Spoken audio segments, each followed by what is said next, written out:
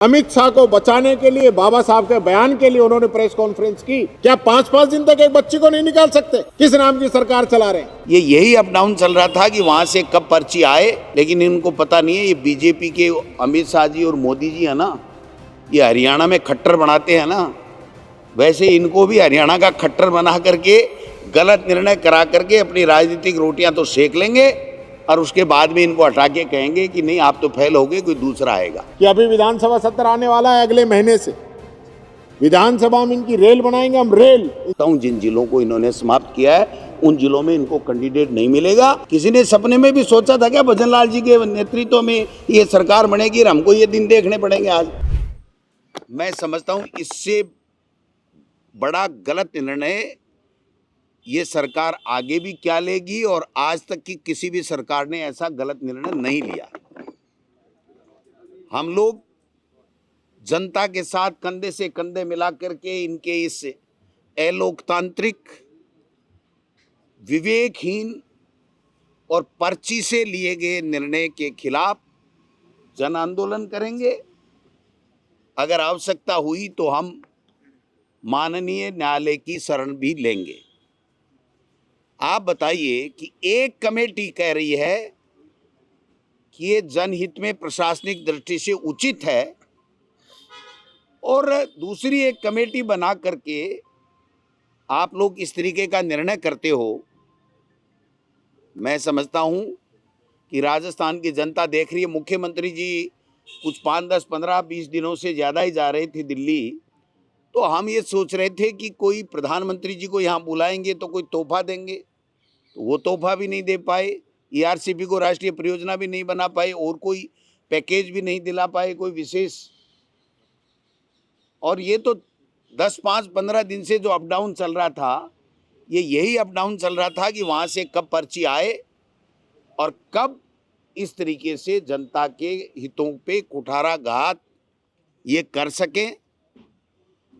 ये भजन लाल जी निर्णय करके खुश हो रहे होंगे, लेकिन इनको पता नहीं है ये बीजेपी के अमित शाह जी और मोदी जी है ना, ये हरियाणा में खट्टर बनाते हैं ना, वैसे इनको भी हरियाणा का खट्टर बना करके गलत निर्णय करा करके अपनी राजनीतिक रोटियां तो सेक लेंगे और उसके बाद में इनको हटा के कहेंगे कि नहीं आप तो फेल हो गए, कोई दूसरा आएगा।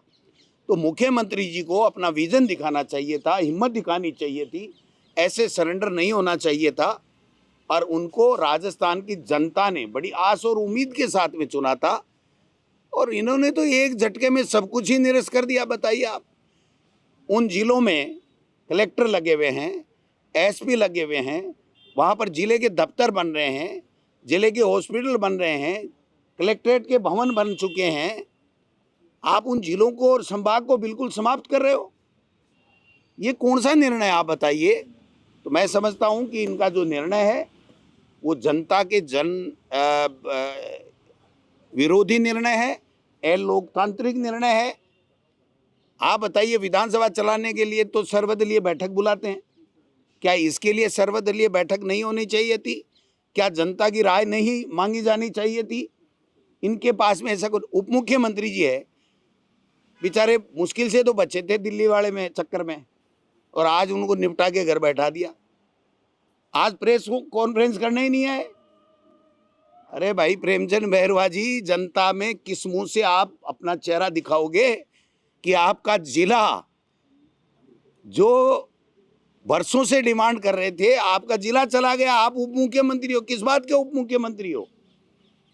भजन लाल जी ने अपना बचा लिया, डीग वाला बचा लिया ना, डीग वाला बचा लिया और उप मुख्यमंत्री को निपटा दिया। तो ये जो खेला किया गया है, मैं समझता हूं ये जो 12 महीने से सरकार पूरी तरीके से विफल हो रही थी, उससे लोगों का ध्यान हटाना और जनता को कैसे परेशान करना, ये कोई बदले की भावना से कार्रवाई होती है क्या सरकारों में? आप जनता के ट्रस्टी होती है सरकार, जनता के हित के लिए काम करती है। जोगाराम जी ने तो मैंने सुना है कि कांग्रेस ने जो बनाया सब खत्म कर देंगे। भाई साहब, कांग्रेस ने तो इस राजस्थान को और कांग्रेस ने इस देश को ऐसा बनाया है, स्वर्णिम भारत जिसको कहते हैं, या जो आन बान शान के लिए जितने विकास कांग्रेस की सरकारों ने यहाँ पर किए और जितने कानून बनाए हैं जनहितैषी, उन सबको खत्म कर दो। फिर इसके अलावा आपके पास बचा क्या है? तो हम सब लोग इसकी निंदा करते हैं। 1 तारीख तक 7 दिन का राजकीय शोक है, उसमें हम किसी तरीके का धरना प्रदर्शन नहीं करेंगे, क्योंकि हम सब की ड्यूटी बन जाती है कि राजकीय शोक है, उसमें इस तरह की बात नहीं हो जाती है। 1 तारीख के बाद में हम लोग जन आंदोलन खड़ा करेंगे, जनता के साथ कंधे से कंधा मिला करके इनको मजबूर करेंगे कि या तो ये जिले बना दें, संभाग बना दें और बनाएं, कोई दिक्कत नहीं, ये मर्जी है जितने बनाएं। अगर इनको वापस नहीं किया तो इनको एमएलए का चुनाव लड़ने के लिए आने वाले चुनाव में कैंडिडेट नहीं मिलेगा। मैं आपको लिख के दे सकता हूं, जिन जिलों को इन्होंने समाप्त किया है उन जिलों में इनको कैंडिडेट नहीं मिलेगा।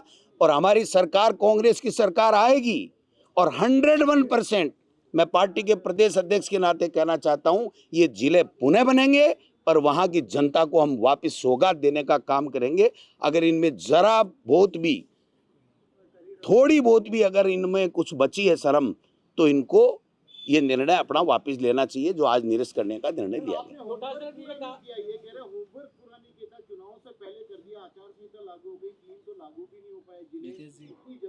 नहीं, 3 जिलों की गजट नोटिफिकेशन नहीं हुआ था, इसलिए उसकी हम बात ही नहीं कर रहे।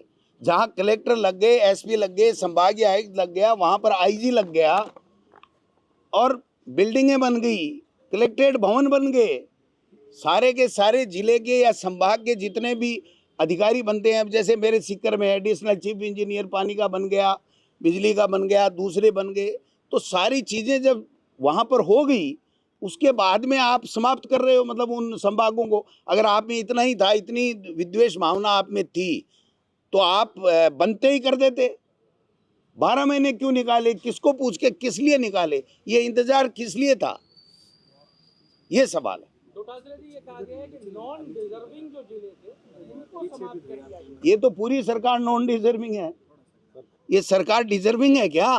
किसी ने सपने में भी सोचा था क्या भजन लाल जी के नेतृत्व में ये सरकार बनेगी और हमको ये दिन देखने पड़ेंगे? आज ये दुर्भाग्य है इस प्रदेश का कि ऐसे लोग बैठ गए जो पर्चियों से चलते हैं, अपने विवेक से नहीं चलते हैं और जनता के विरोध के निर्णय लेते हैं। अब मैं चाहूंगा कि हमारे नेता प्रतिपक्ष, कुछ है ही नहीं भाई साहब कोई निर्णय, ये तो पर्ची आ गई इनके पास में कि कांग्रेस वाले खत्म करो। वो तो किरोड़ी जी को पूछो ना क्या कह रहे हैं, वो है कि नहीं मंत्री, एसआई वाली भर्ती का क्या हुआ? हमसे क्यों पूछ रहे हो? इनसे पूछ लेते कि बताओ आप क्या हुआ एसआई भर्ती का, नहीं भर्ती का।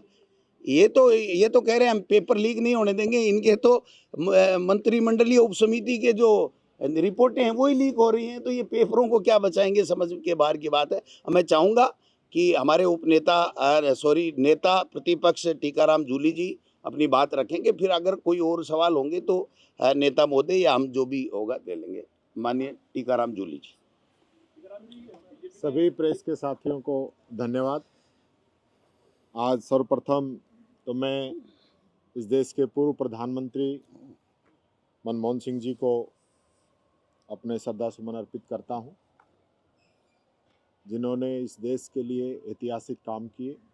पूरी दुनिया में जब मंदी थी उस समय इस देश को खड़ा किया। आर्थिक उदारीकरण के लिए उनको सदैव याद किया जाता रहेगा। आज एक तरफ तो हम मनमोहन सिंह जी को याद कर रहे हैं, अंतिम विदाई दे रहे हैं, और दूसरी तरफ आज भजनलाल सरकार ने जो निर्णय लिया है, अभी हमारे अध्यक्ष जी ने जो बात आप लोगों के सामने रखी, हमने जो जिले बनाए थे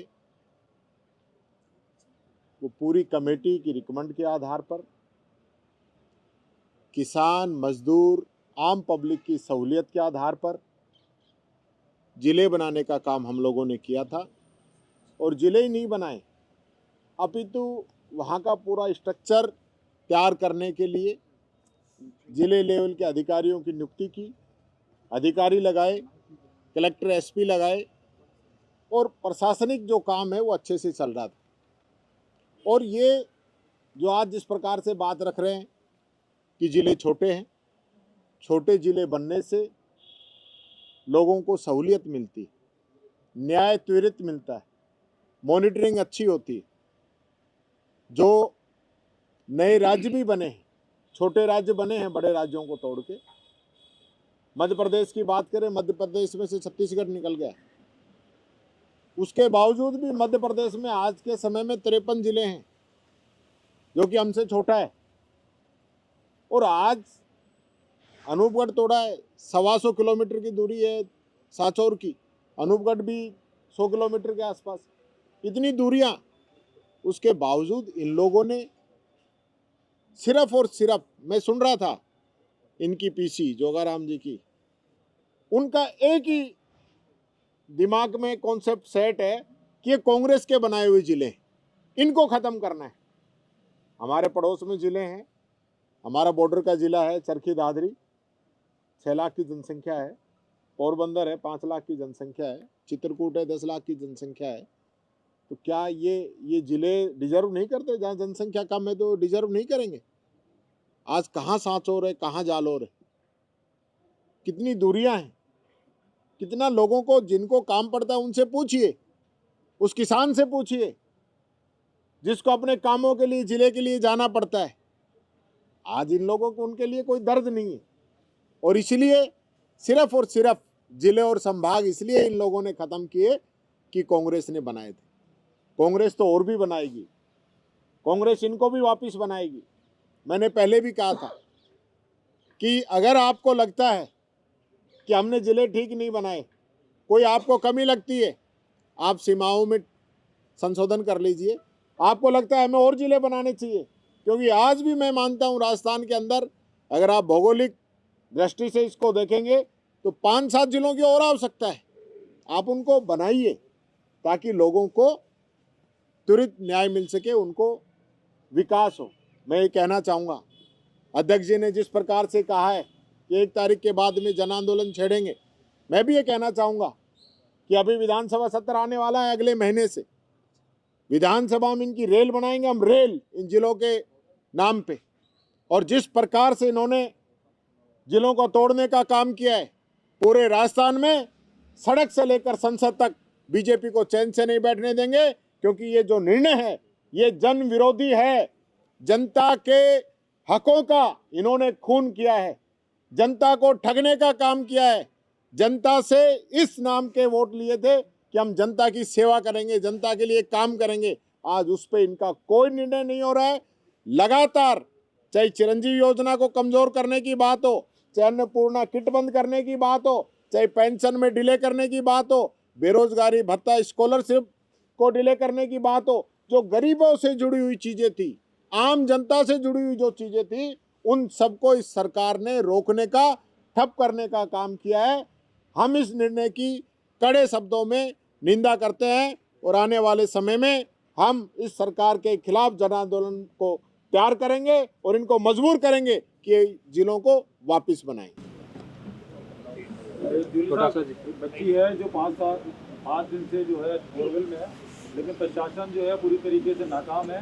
किरोड़ी लाल मीणा की जब वोटिंग होती है उससे 2 दिन पहले टंकी पे 2 युवकों को उतारने आ जाते हैं और दौसा में जो एक बच्चा गिर जाता है तो वहाँ जाते हैं और वहाँ जो है 1 लाख रुपए का मुआवजा देते हैं, लेकिन यहाँ पहुँचे नहीं है और अभी तक वो बच्ची है वो निकल नहीं पा रही है। देखिए, मैं कहना चाहूँगा इस सरकार का जो ध्यान है ना जनता की तरफ नहीं है। जब बच्ची बोरवेल के अंदर गिरी हुई थी, आपको पता होगा, उससे अगले दिन मुख्यमंत्री ने प्रेस कॉन्फ्रेंस की थी। किस लिए? अमित शाह को बचाने के लिए, बाबा साहब के बयान के लिए उन्होंने प्रेस कॉन्फ्रेंस की, न कि वो बच्ची किस स्थिति में इसके लिए 2 शब्द वो बोल दें। इतना मुख्यमंत्री के पास समय नहीं है उस बच्ची के लिए। और लगातार जो घटनाएं हो रही हैं, 5-5 दिन हो जाए, क्या इनकी SDRF NDRF है? क्या इनका मैनेजमेंट इस सरकार का? क्या 5-5 दिन तक एक बच्ची को नहीं निकाल सकते? किस नाम की सरकार चला रहे हैं?